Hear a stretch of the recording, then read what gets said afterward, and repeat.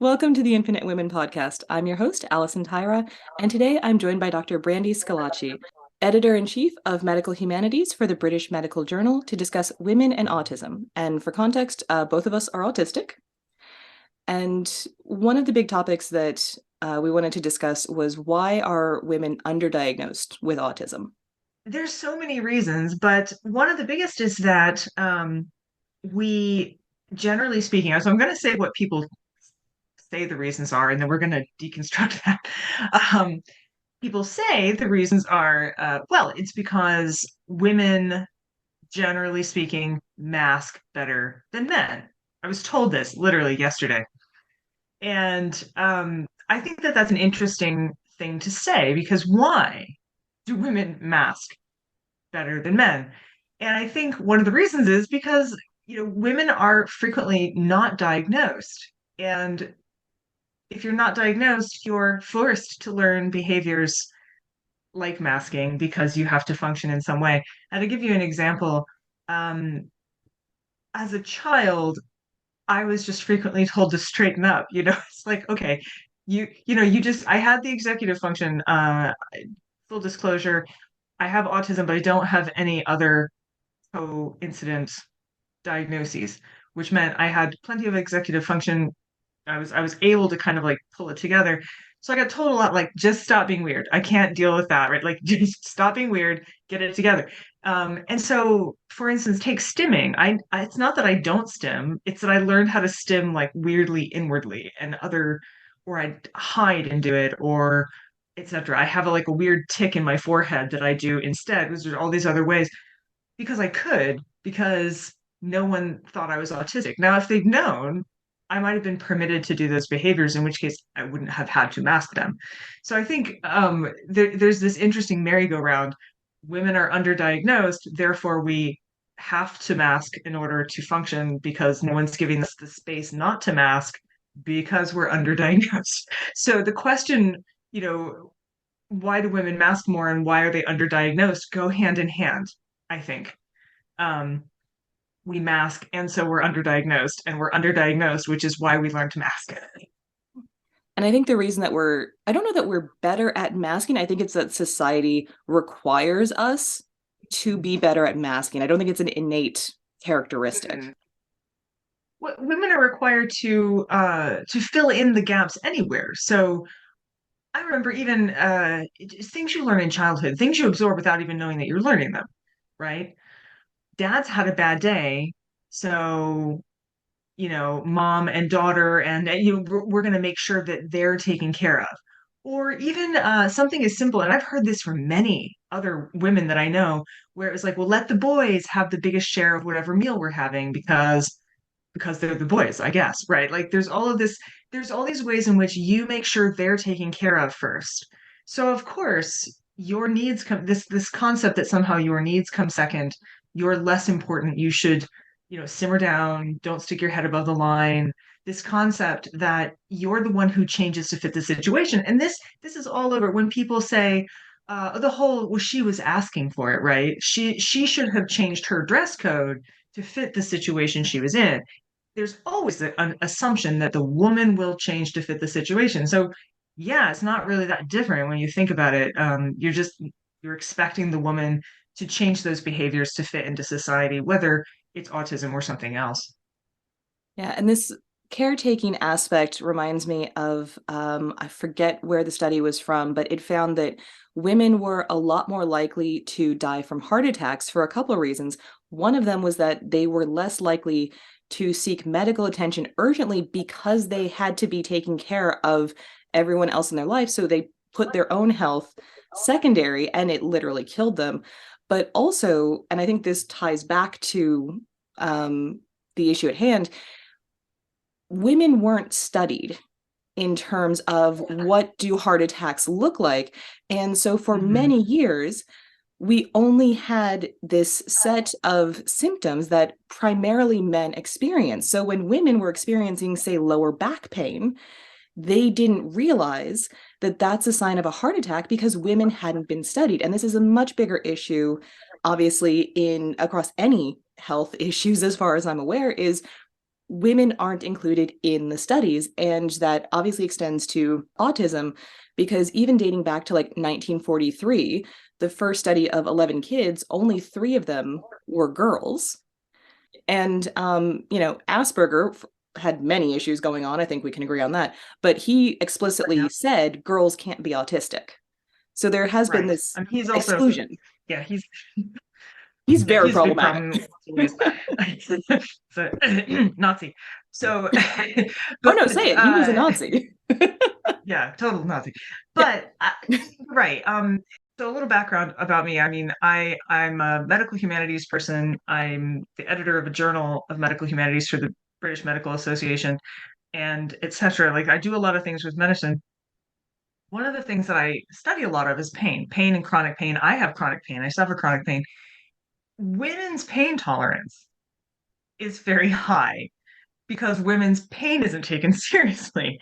So you've seen I mean, it's very funny when they play the TikTok videos of guys being shocked to try and experience what period cramps are like and they're losing their mind. So my I remember, my grandmother or my mom or whatever having pneumonia and still taking care of everybody else because you're just used to the fact that you just deal with all of this pain and all of this additional burdens. And I'm not trying to make women seem like they're super beings, but there's just this cultural expectations that you'll put up with more. And I'll give a non-gendered but rather racial example. There was a period of time in our very sad and sordid history in the United States where they just thought Black slave women didn't suffer pregnancy pains. They're like, well, they just don't have those. They just don't have pain. So they did not treat them as though they were suffering pain when they went through childbirth. And therefore, the response was the women just behaved stoically. I mean, it's a feedback loop, right? Like, there's no point. No one's going to pay attention to me. I'll get treated worse if I react as though I'm in pain. So you bear up. You become this stoic thing. So once again, expectations placed on a demographic cause people to rise up and meet that demographic. And so I think the more expectations are placed on women or on a particular racial demographic to be a certain way, there's a real pressure and there's a feedback loop because you're both punished for not meeting that and also rewarded for meeting it.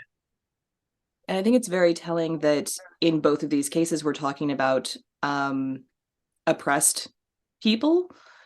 So people who do not have the power to fight back and say, no, you need to take this seriously. I can stand up for myself. Because, I mean, you see examples like J. Marion Sims, the supposed father of gynecology.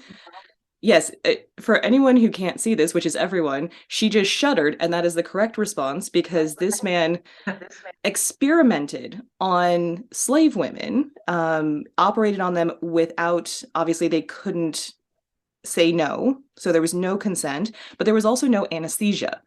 And it was absolutely horrific. Like he was doing gynecological surgery on these women and they were fully conscious and they were also forced to assist with each other's surgery. Like it is absolutely horrific. Ugh. These were fistula surgeries that he was practicing. So, for any of the listeners who aren't familiar, a fistula is a bad thing. It is.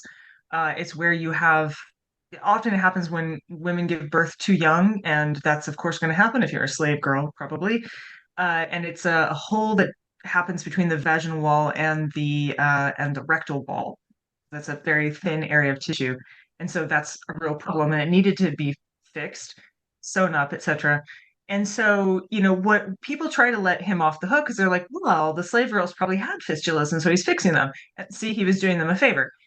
We have records, and I'm going to get the number wrong. I used to work at a medical history museum, and we had the tools that were used by J. Marion Sims. Some of the tools there. So I'm going to get this number wrong, but I'm in the ballpark. He performed something like 27 surgeries on just one of the women. So we're talking 27 vaginal surgeries. Not all of those were necessary. So these are like practice surgeries performed on someone's body. And so, it's astonishing to me how many people are still willing to kind of brush things under the rug and be like, well, but it's for the greater good. And Asperger gets that treatment too, incidentally, when we're talking about autism. They're like, well, but look at what he did good things too. I'm like, I feel like we have real problems when we try to slice our ethics up that way. Yeah, and even the term Asperger's, there's a fair bit of debate because I feel like a lot of people grew up with that term, and so it's what they're Yeah. familiar with, and so they sort of cling to it because of that. But then when you actually look at it, not only is it very ableist to essentially Mhm. say these are the autistic people worth allowing to live, because that's what he was doing. He was saying these are the ones that we should not chuck into the Holocaust. Right. That is the basis of Asperger's. Hmm. That is what he was doing. So not only is that extremely ableist in and of itself, but yeah, he was a literal Nazi. So I think we should stop using that term. Radical suggestion. It is interesting. And I grew up with this is one reason why I'm a late diagnosis. I'm an adult diagnosis because for a lot of reasons. Some because I'm 45 as well. And so I just fall into that time period where it was still not very well known and where girls were still not largely not being diagnosed. Still at that, I mean, there's still not enough actual women being diagnosed. But I was living in a time when almost nobody was, if they were assigned female at birth. And so I feel like some of it was because of these arbitrary designations. They're like, oh, high functioning, which again is an ableist term. High function. Well, this is you have just autism a little. You don't. And they have autism a lot. And that's incorrect. That's simply not true. You can have autism and something else. You can have autism and ADHD. You can have autism and anxiety and depression. You can have autism and bipolar disorder. You can have autism and lots of things. But there's not this concept of high functioning. That does come from Asperger because he was basically saying this is a person we can use in society, therefore they can live. This is a person who has quote unquote low function, therefore they should not live. And you still have people. This is still a debate that's happening. For instance, when it comes to um, people with Down syndrome and ideas about you know I want to call it designer babies, right? But like what to do in utero in these situations and whether or not we ought to fix chromosomal mutations and et cetera, et cetera. And like I wouldn't want to be fixed out of being myself. I'm perfectly happy being autistic self that I am, despite all of the problems that it occasionally brings up.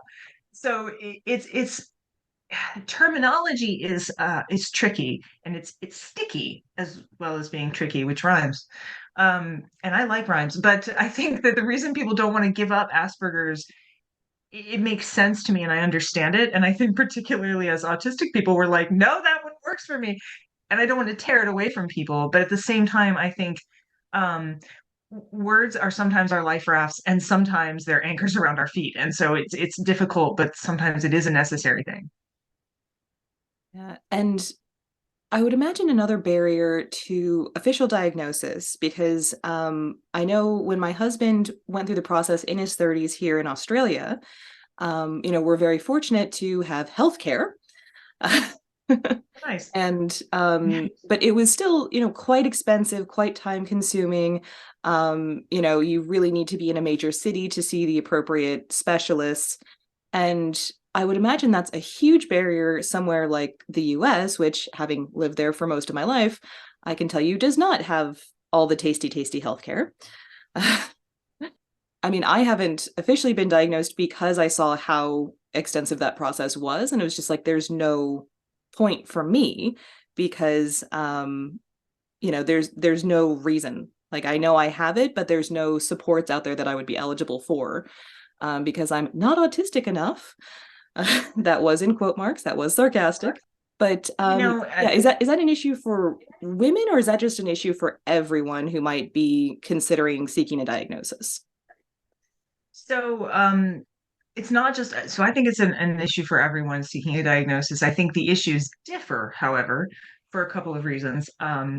I also do not have what you call an official medical diagnosis, but this is a so I'm going to try not to go on too bad of a tangent here, but I also don't have an official diagnosis for my connective tissue disorder. So I suffer from, so trust me when I tell you, I do have Ehlers-Danlos, but I don't have a diagnosis for it because I have, well, you have to have like 8 of 10 criteria, and I have like 7 of 10 criteria. So I don't have enough. So I have all the things. So I basically, I ain't broke, but I ain't fixed. Um, and some of it is because I've maintained myself very healthily. Like I work out all the time and I exercise. And so I was telling the doctor, I was like, you realize that I'm basically being penalized for being good at taking care of my body. Because I'm in such good shape, you're not giving me a diagnosis for something. Like if I was in worse shape, you'd be like, yeah, definitely, you've got a problem. So I said, can you look me in the eye and say I don't have a connective tissue? She's like, oh no, there's something wrong with your connective tissue. And I was like, but you can't give me a diagnosis. So a little skeptical of this whole requirement of diagnosis anyway, because it is so frequently, especially in the United States, tied to what we can and can't spend money on or for. So self-diagnosis is really well accepted in the autism community because it's very difficult to diagnose adults anyway. The tests are not developed for that, which is a failing of the system, not of autistic people.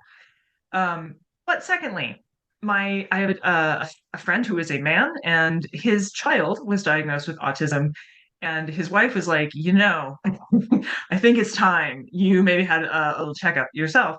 So he first went to go get sort of this looked at, and the person looked at him and said, "Can you hold down a job and relationships?" And he was like, yes.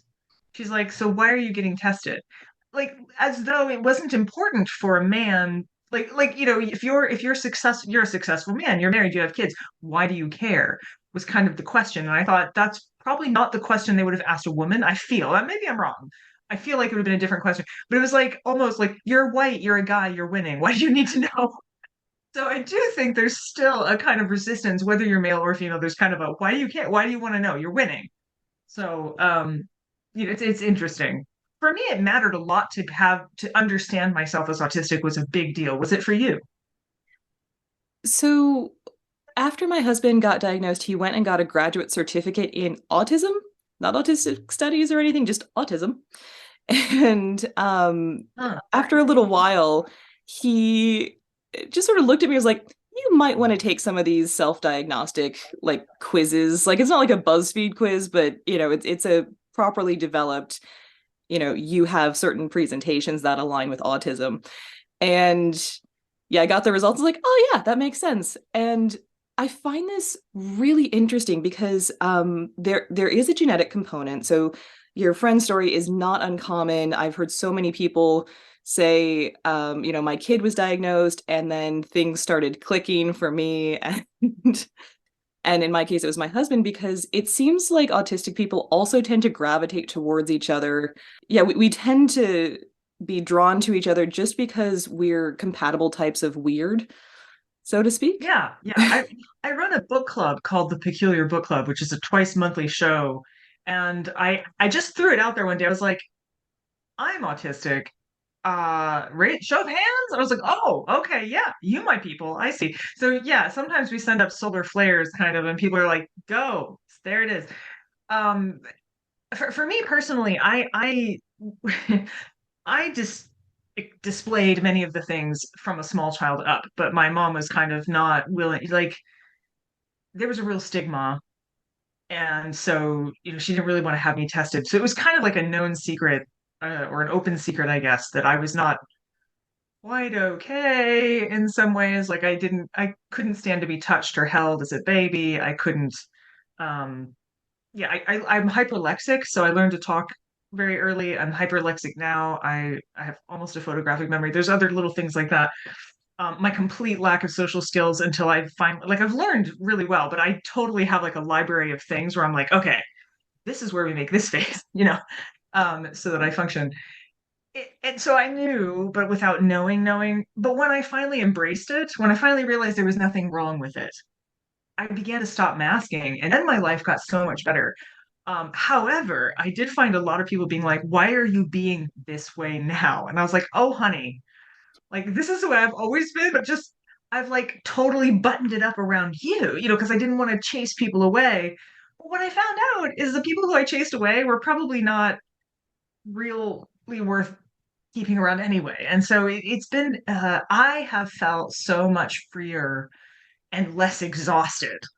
And I've learned that I can just be like, it's actually really great because now I don't have to explain things quite as hard as I used to. I'll be like, I just can't watch that show.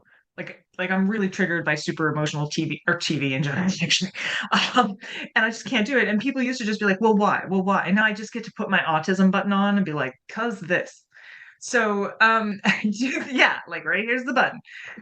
I think that it has been really, really awesome. And it has led to a lot of self exploration and self forgiveness and expansiveness. And that's, for me, that's why I'm so upset that women are underdiagnosed, because I think it is another way of keeping them down, right? Like it's another way of shrinking their possibilities. I don't know how much of this I may be projecting here because I understand that you live in Ohio. Is that correct? I do. So I grew up in Indiana, just next door. And you mentioned your mom not wanting the stigma of a diagnosis. And I remember feeling very much like growing up in Indiana, it was, we're going to pretend everything's okay and ignore anything that's not. Because if we just pretend, that's basically the same as things actually being okay, which of course is crap. That's just the Midwestern ethic right there. That's pure American Midwest. That's how they do it there. Yes, I'm not sure how much of this is like, a regional cultural thing, but I do take heart that I don't know how things are going in Indiana right now because I left, but the fact that we are seeing so many kids getting diagnosed and then the parents are figuring it out from that, Mhm. I am taking heart that things are hopefully getting better in that Yeah. regard. My mom is not autistic, but what she has sort of discovered, which I had suspected too, actually, is she's like, now that she realizes I'm autistic, she's like, that explains so much about my mom, about her own mother. Because my grandmother, I just don't like to be touched. This is a thing. And my grandmother never hugged her kids. And my mom, like that, something. So she was adamant about going to hug us as kids. And I was like, oh my God, no. And she was like, what? You can see how that might affect you as a person. Like your mom doesn't want to hug you, your kid doesn't want to hug you. Now my brother's very cuddly, so she got lots of hugs there. But it is kind of interesting how, not knowing, I can see how that could play on you, on a neurotypical person who's sort of surrounded by these other people going, what is happening? So, it's just as difficult. I think communication is so helped by having just an open understanding that I mean, a lot more people than we normally recognize are probably neuroatypical in some fashion, which means the word is probably wrong. Right? Like if 50% of the population is neuroatypical, then it just means there's differences. But I do think things are getting better for diagnosis. I do think things are definitely better RE stigma because I was told, I mean, when I was getting a job, I don't think of 45 as being all that old, but when I think about the fact that when I was first looking for jobs, it's over 20 years ago, I was also told not to tell people that I had epileptic seizures and not to tell people. Like there's so many things that I was supposed to not tell people about. And I feel like that's even more broadly, like I was told, don't wear pants and flats to job interviews. And I feel like those requirements are a lot stricter for women in general of how you're meant to present yourself as professional. And, obviously this isn't just women. You get a lot of stories about, say, African Americans who are told that they can't wear their hair in a certain way because that's inherently Right. unprofessional. And so I think we're again coming back to this, marginalized groups being held to higher standards, regardless of what group you're actually a part of. Yeah. Well, and I wrote an article in Scientific American called Coming Out Autistic, and I was talking about the fact that the problem is they always when you're a minority group, the other side always acts like they're meeting you halfway. Like, but look, I'm meeting you halfway without realizing that like they've made it about 50 feet and you've walked 500 miles to be here. And they don't see that inequality. They're blind to that inequality. And that's the power of privilege, right? Privilege allows you to not see all the other hurdles the other person has had to overcome. So, you get people actually annoyed. I mean, honestly annoyed with you, thinking, well, why can't you just come to the party with me? And I'm like, because I'd rather die. Like it's not an answer that they want to hear. And so then you find yourself modulating, like I am so much more aware, which is funny because I think autistic people get so much crap for not being uh empathetic or sympathetic.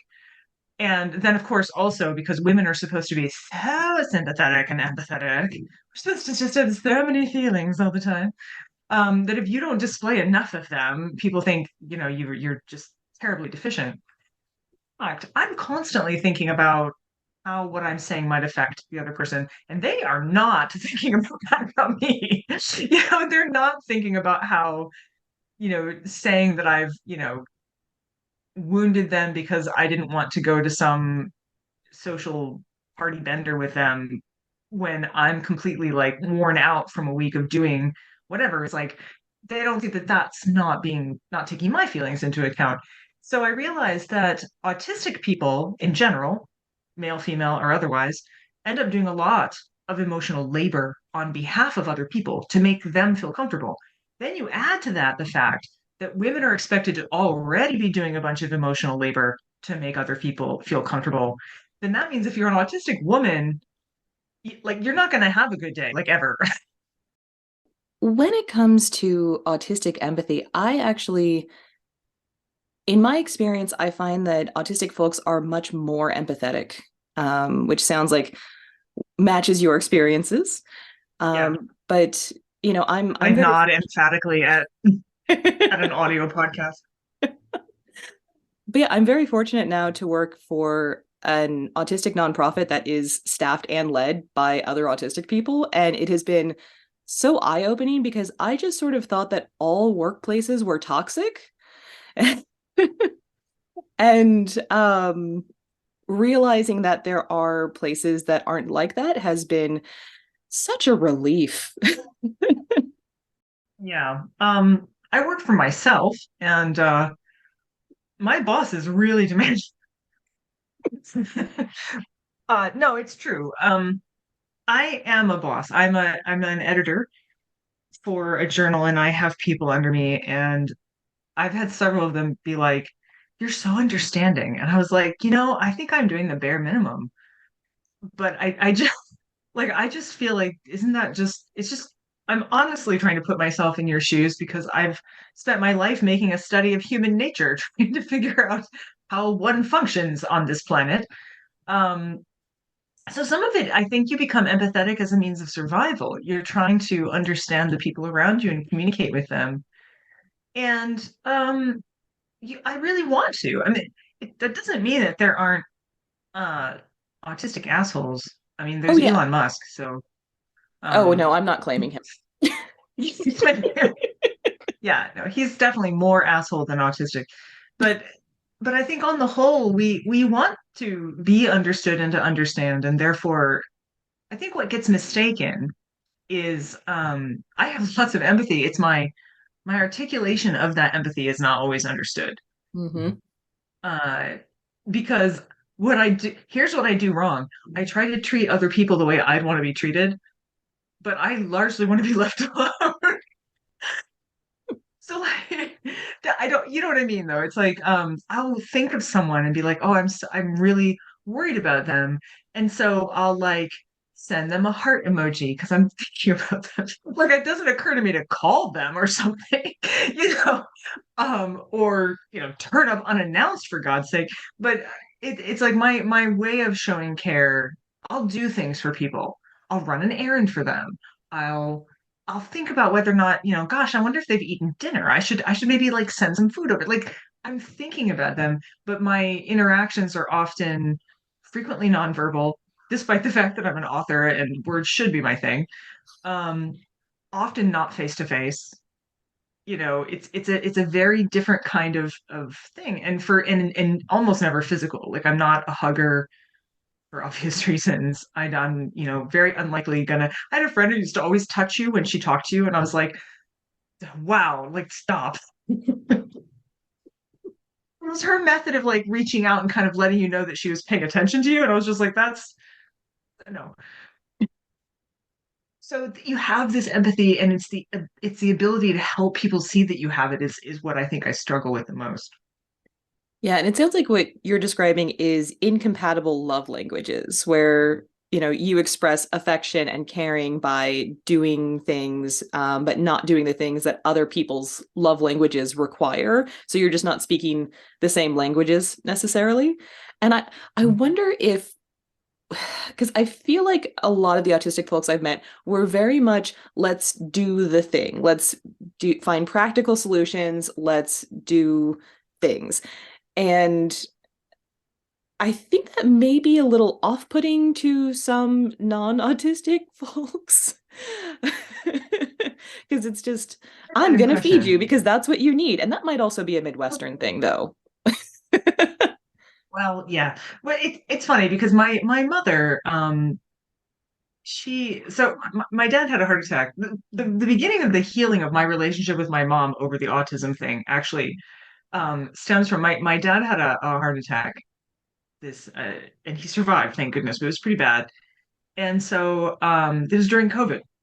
So I dropped everything, and my parents live in the middle of nowhere. And so I drove down to my parents' house, and I was driving my mom to and from the hospital, but I'm not allowed in the hospital because it's COVID.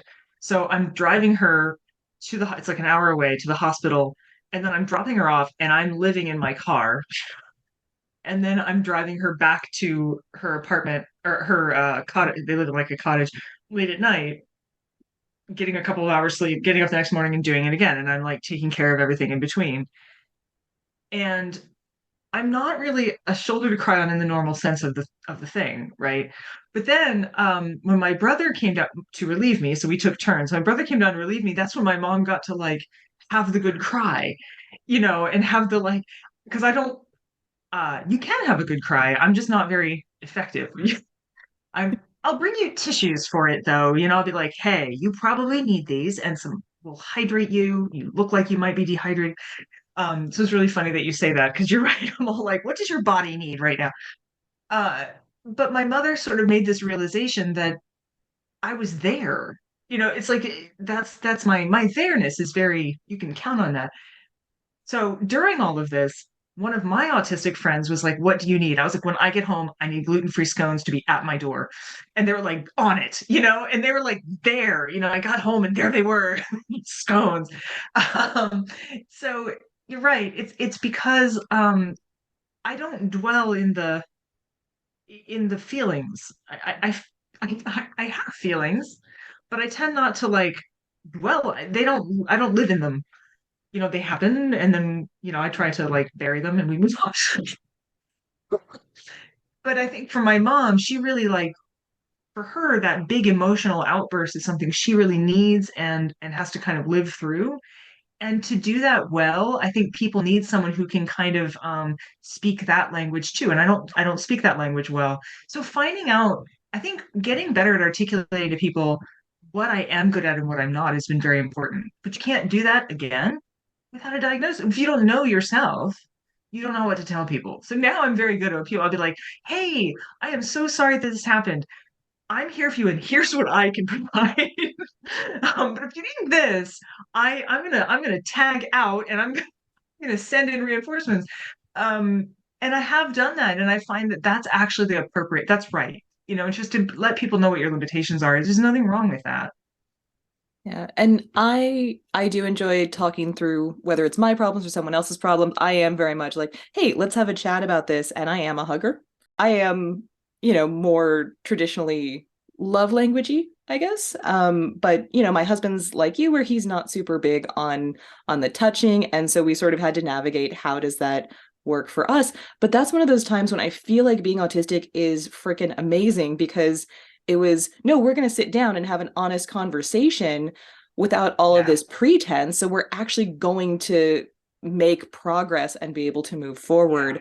Yeah. Yeah. And, it's like you were saying with like your hyperlexia, learning to speak earlier than the average kid.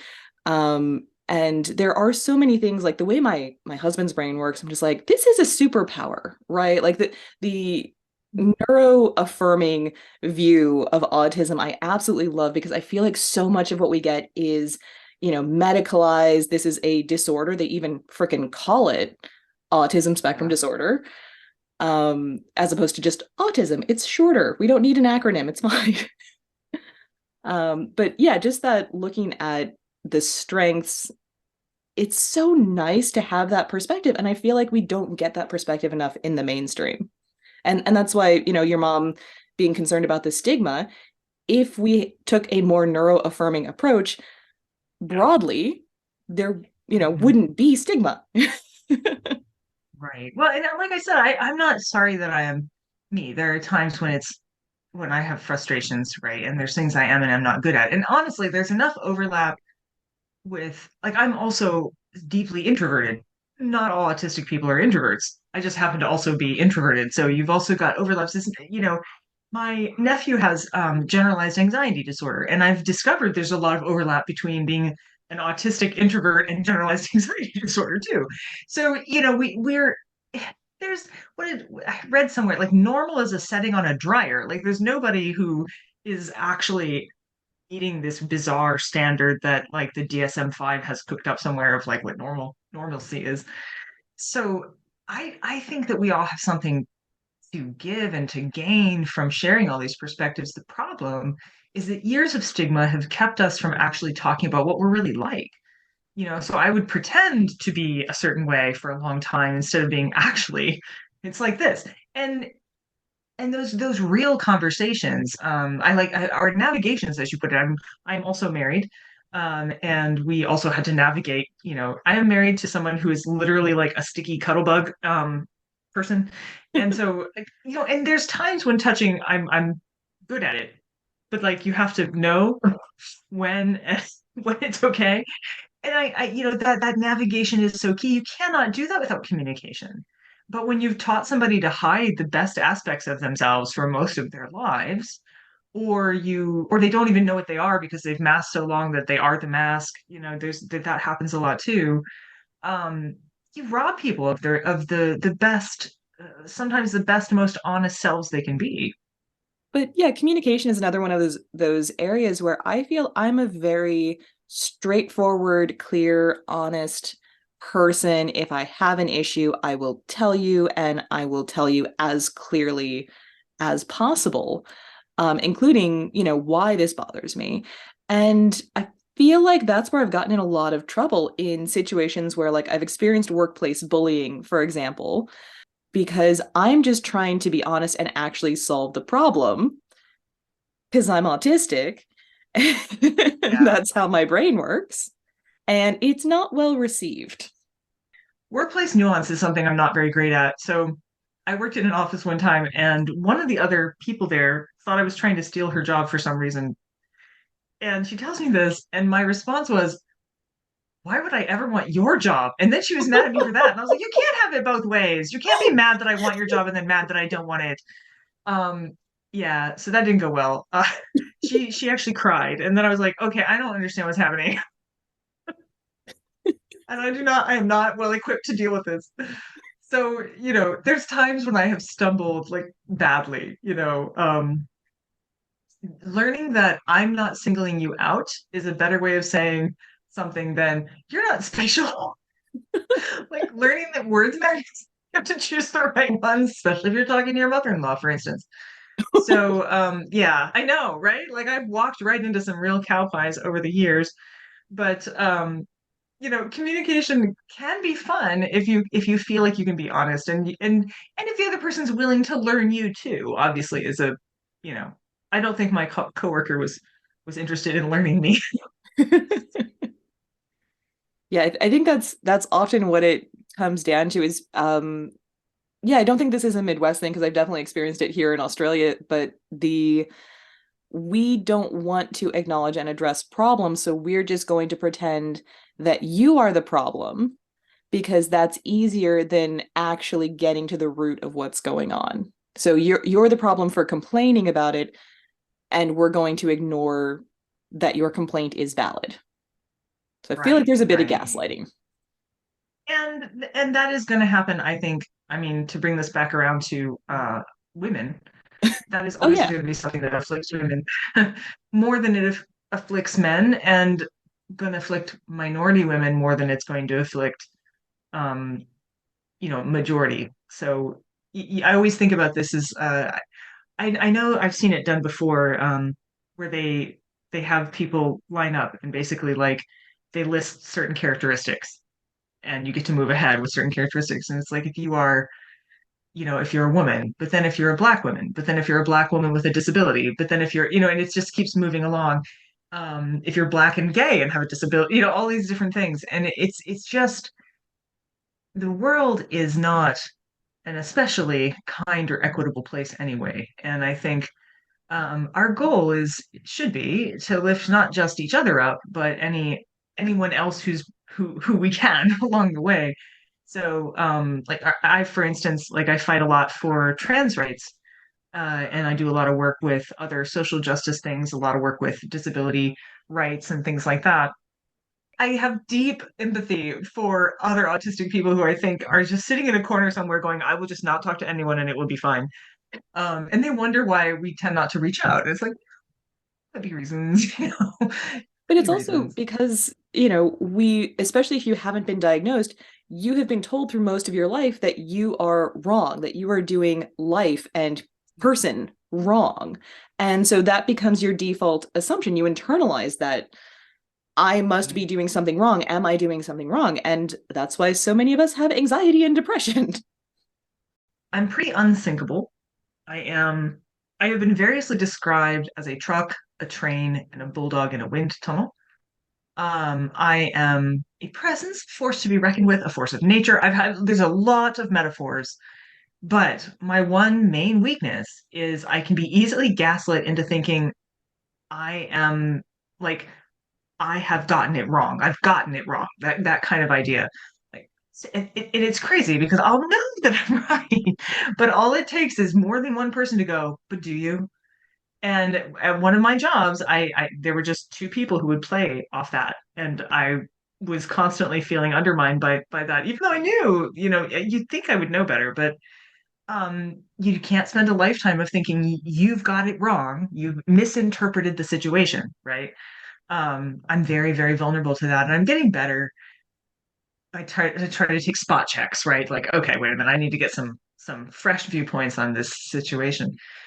But regardless of being very smart and, together and having lots of other big personality things going for me, it's surprising how often I can be undermined exactly that way. Yeah. And the fact that a lot of us do tend to be very productive, get stuff done. We do tend to be quite smart. Obviously, hashtag not all autistics. Uh, but a lot of us do show these traits, and apparently that actually makes us more vulnerable to being bullied because people like taking down the smart kid. They like taking down the person who is maybe showing them up at work, whether or not, we're not trying necessarily to do that, but we're just being our competent selves. And including managers, like coworkers and managers, have both shown that they are more likely to bully those hyper competent, very productive people, which is just so maddening. And also because I was told, um I forget exactly how this person put it. I'm gonna butcher how they said it, but they're not here. So it was like lion syndrome. That like when it's like I'm this alpha lion. I walk into the room and it's like, nah, she's there. She owns the room. She's bigger than the room, but she doesn't care about the room. Kind of doesn't need the room. What they don't realize is it's just me disassociating, so I don't die of social, like interaction. And so this dissociation ends up looking like this power play when it's not. So I think sometimes too, you have somebody walk in and they just look aloof and like they're into it when really they're just sitting there going like, don't make eye contact, someone will talk to you. Without realizing, you know what I mean? Like that's honestly, it's so funny when people will say like who have known me in adulthood that knew me as a child, and they'll be like, "Oh, you were so aloof in school." But you can see where that comes from. So yeah, I do think that we get misunderstood a lot of times when we're just trying to cope. Yeah, I also describe us as, again, in general, we are not people, but we are person people. Like, I am very much enjoying this conversation that we're having right now. But drop me in a party full of people, especially people I don't know, and I will go find the nearest cat and just hang out in the corner. Like, I will be in the laundry room at a house party hanging out with the cat because that's where I'm most comfortable. But you get me with, I've seen a one or number two of laundry people. rooms myself. Yeah, you get us with one or two people that we click with, and often another autistic person, and we can just talk for hours. I'm not going to keep you on for hours, but you know what I mean? We're not people. We're person people. You know what is interesting about that? You're absolutely right. However, I'm also a performer, which is a weird thing to be when you're an introvert. I don't know how this happens, but I understand there's actors like this too. So I'm a performer. I have a show. I host a show. I've been on TV. I've acted. I've done other stuff. So when I am on stage, so if there's a big group of people, I perform and I'm fine. And so then I fool people because they're like, wow, she's great fun at parties. No, I'm great fun as an entertainer at a party where I'm doing my thing, you know. So sometimes this backfires in very strange ways. Like if there is no laundry room and no cat, I kind of like panic and I go into performance mode, which not too long ago I gave in for I shouldn't have done this, but I went to a social function with my spouse, and it's a bunch of engineers, which also are not always the most neurotypical people, but it was a bunch of engineers, and it was like a party at this bar place. And I was there, and I was doing okay for a minute, but there was no escape. Like there was no place to go and hide. And all of a sudden, I found myself at this table, and I'm surrounded by people, and they were like, "Oh, you're Brandy Schillace," and I just looked at them, and I was like, do you guys like dinosaurs? And I just launched into like a discussion of dinosaur cloacas. I was like, they use that hole for everything. Let me tell you how. And I mean, I owned the room, but also told them a lot of bizarre medical and like weird facts. And Mark was like, wow, you talked to them for a long time. I was like, don't ask them about that. Like, like maybe don't talk to them for a while about anything that happened there. I panicked. So yeah, so you're right. I'm not a people person, but when I am in front of people, I'm really good as long as I can entertain. I was like, yeah, da da da da. Sort cloacas. Well, that's just it, because my I keep mentioning my husband, but he is an actor and an opera singer. But I think a lot of that is not, well, in your case, you were talking about what I assume is a special interest. And we love I talking about have our special lots of them. interests. I mean, I've got loads of special interests. I've worked like, medical history. I can tell you about cloning. Seriously, like I wish there was a game show where they would like throw you up there and just be like, elephants, crocodiles, gum, go, and you just built a story out of that. Anyway, carry on. Well, no, I was just gonna say, I think obviously that's a special interest, but there's also, in terms of performing like on stage or, public speaking, there is a script. You know exactly what you need to do. You've been given all of the structure to do this. And I think that's probably very reassuring for a lot of autistic folks, because we do like structure, and it's not something where you have to navigate it because you've already worked this out, you've practiced it before you went up there. And it's taken all of that sort of heavy lifting. I describe it as manual versus automatic when we're talking about like interpreting someone else's facial expressions and things like that. What a neurotypical brain does on automatic, a lot of us have to do manually. But I feel Yeah. like scripted performance takes that out of the equation. No, most of my deliveries are unscripted, actually. It's but that's not fair for me to say because I have a photographic memory. So they're unscripted in the sense that I'm not reading, I haven't practiced it, I'm not reading off of anything. It's impromptu, but it's a scripted situation. I'm in control. I determine when it begins, where the middle's at, where it ends. Tell people what to do. They're going to do it. Like I get audience participation, right?